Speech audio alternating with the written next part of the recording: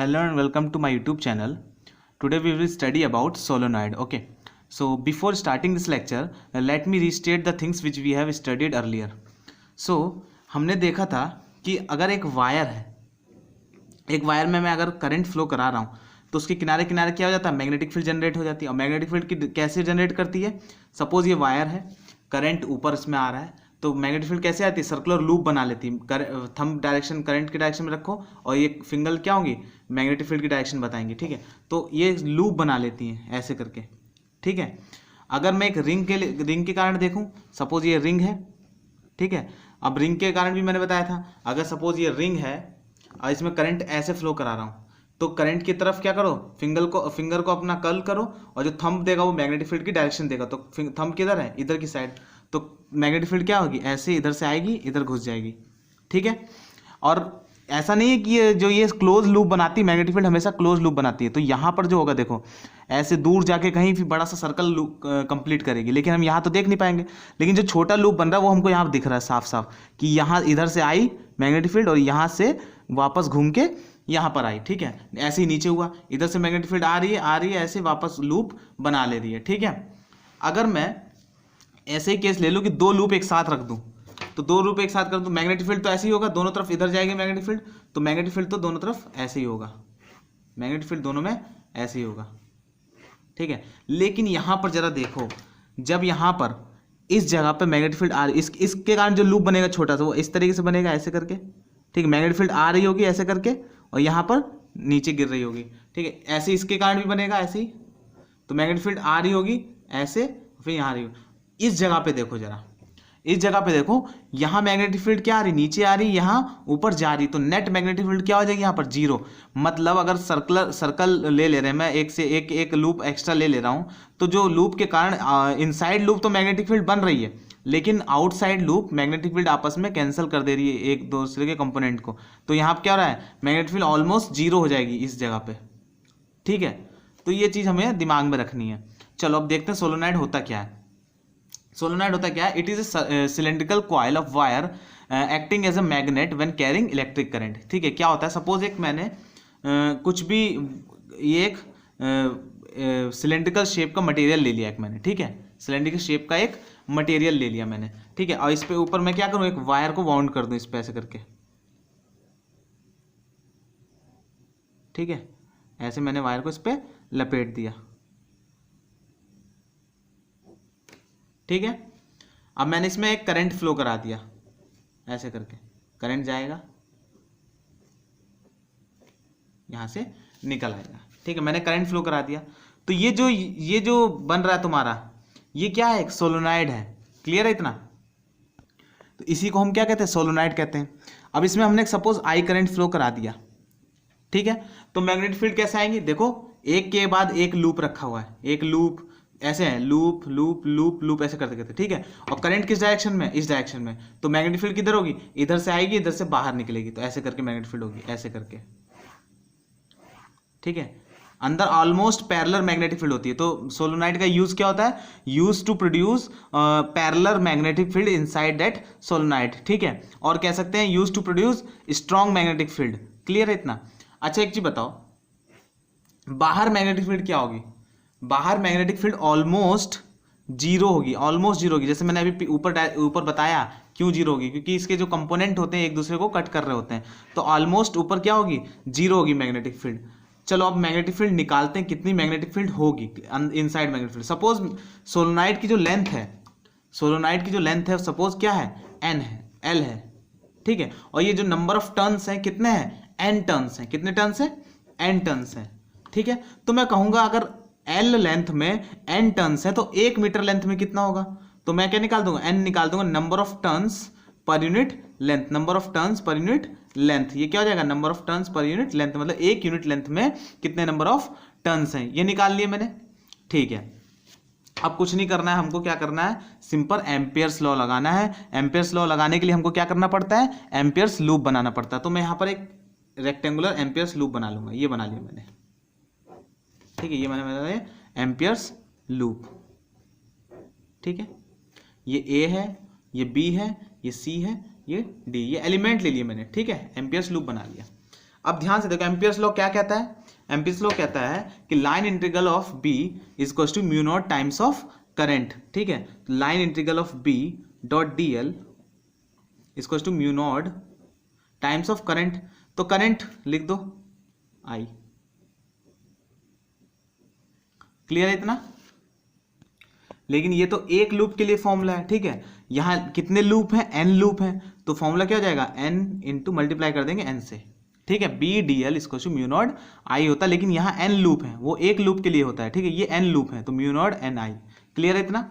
Okay, अब देखते हैं ये बी डी एल को कैसे लिख सकते हैं। तो बी डी एल के कितने पार्ट्स होंगे, ए से बी के लिए अलग होगा, बी से सी के लिए अलग होगा, सी से डी के लिए अलग होगा, डी से ए के लिए अलग अलग होगा। तो मैं क्या लिख सकता हूँ इसको, ए से B B dot D L plus B से C B dot D L plus C से D B dot D L plus D से A B dot D L, ठीक है।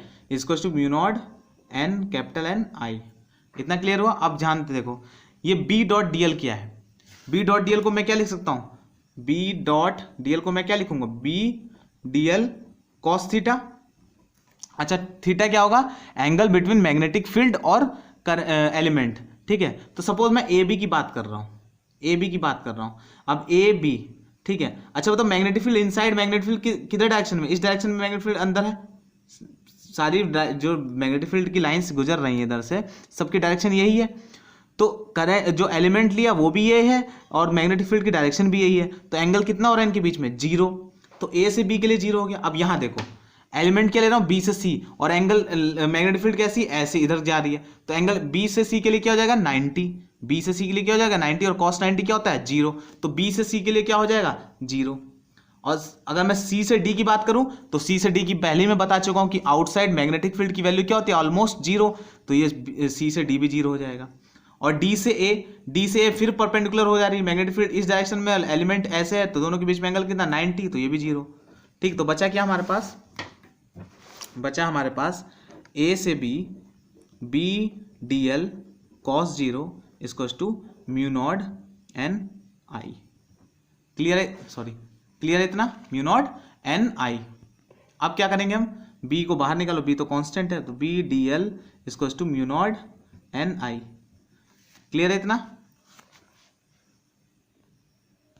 और डीएल का इंटीग्रेशन क्या होगा, एल, छोटा सा एलिमेंट डीएल है और कंप्लीट सोलेनोइड की लेंथ कितनी एल, तो बी डॉट एल हो जाएगा म्यू नॉट एन आई।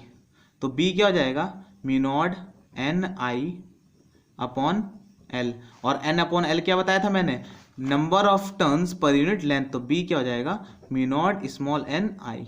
तो ये हमारा फॉर्मूला हो जाएगा magnetic field inside the solenoid. Clear है इतना? ओके, नेक्स्ट टॉपिक स्टार्ट करते हैं, टोरॉइड।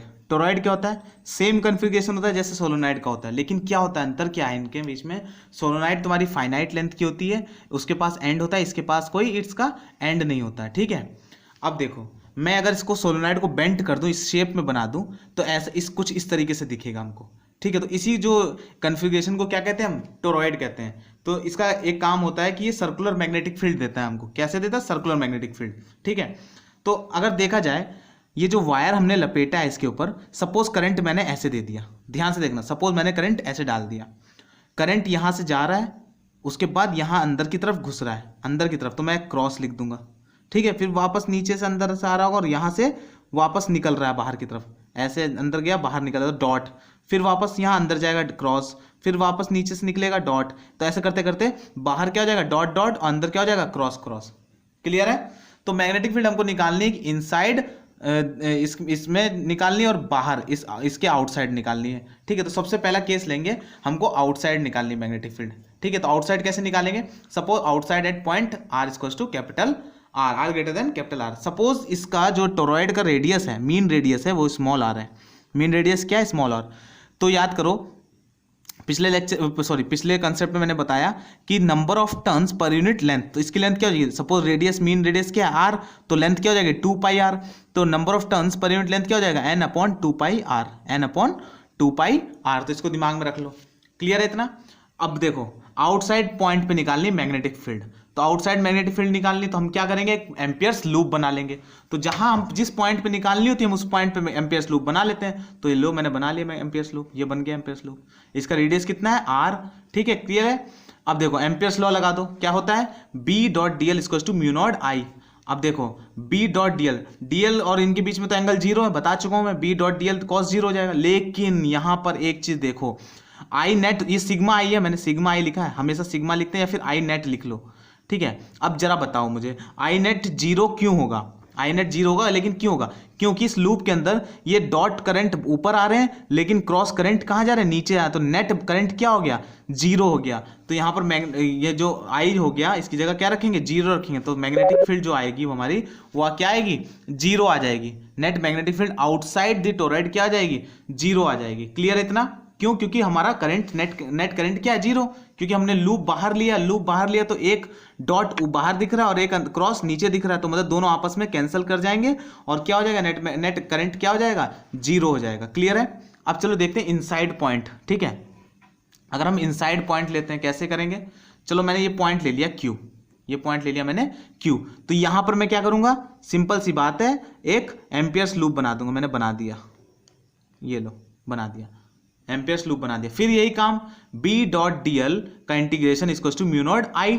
क्लियर है, म्यू नॉट आई। अब देखो इस लूप के अंदर बाहर वाले करंट के वो जो डॉट वाले नहीं आ रहे हैं, लेकिन बस अंदर वाले आ रहे हैं, सिर्फ और सिर्फ अंदर वाला करंट आ रहा है, बाहर वाला आई करंट नहीं आ रहा है। वहां क्या था, बाहर वाला भी आ रहा था और अंदर वाला भी आ रहा था, एक ऊपर था, एक आई ऊपर था, एक आई नीचे था, तो दोनों कैंसिल आउट कर जा रहे थे। लेकिन यहां सिर्फ हमको नीचे वाला आई मिल रहा है। ठीक है, तो यहां क्या लिखेंगे, B dot D L equals to mu not I.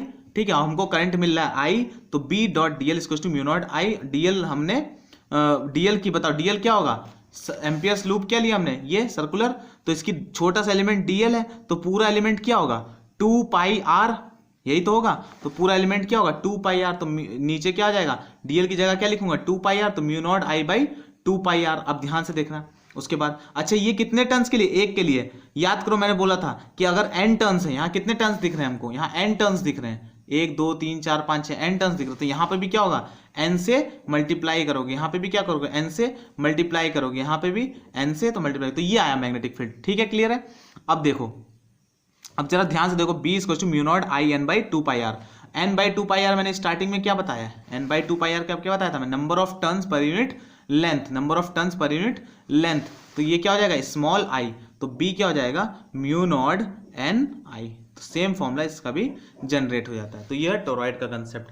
Clear है इतना, एक बार फिर से देख लो, हमने क्या लिया, एंडलेस सोलोनाइड लिया, उसको बेंट कर दिया और उसके ऊपर वायर लपेट दिया। जो वायर यहाँ से हमने करंट दिया, तो यहाँ करंट आया यहाँ पर नीचे की तरफ जा रहा है, तो यहाँ क्रॉस, फिर यहाँ से नीचे से वायर आ रहा होगा, फिर ऊपर की तरफ करंट आ रहा होगा, तो यहाँ डॉट। ठीक है, तो सबसे पहला पॉइंट हमने पी पे निकालना है, तो पी पे हमने क्या कर लिया, सर्कुलर एम्पियर्स लूप बना लिया। लूप बनाया तो इसके अंदर दोनों टाइप के वायर आ रहे हैं, जो ऊपर करंट आ रहा है और एक में नीचे है, तो नेट करंट क्या हो जाएगा, जीरो हो जाएगा। तो आउटसाइड मैग्नेटिक फील्ड क्या हो जाएगी, जीरो हो जाएगी। इनसाइड हमने एक लूप लिया, इनसाइड लूप लिया तो उसके कारण हमारी मैग्नेटिक फील्ड किसके कारण आएगी, सिर्फ और सिर्फ एक ही करंट आ रहा है, अंदर वाला बाहर वाला लूप में नहीं आ रहा है। तो यहाँ क्या जाएगा, म्यू नॉट आई, टर्न्स कितने, एन टर्न्स है, तो एन इनसे मल्टीप्लाई कर दोगे, बी डॉट डीएल। अब डीएल का इंटीग्रेशन क्या होगा, एक छोटा सा एलिमेंट लिया डीएल सर्कुलर लूप में, अब पूरा क्या होगा, 2 पाई आर, तो 2 पाई आर आ गया। B equal to mu not I N by 2 pi R, क्योंकि एन टर्न्स है इधर। ठीक है, तो बी क्या हो जाएगा, एन अपॉन 2 पाई आर की वैल्यू रख देंगे स्मॉल एन, तो बी क्या हो जाएगा, mu not N I. Okay, तो thanks for watching this video and please do like and subscribe to this channel. Okay.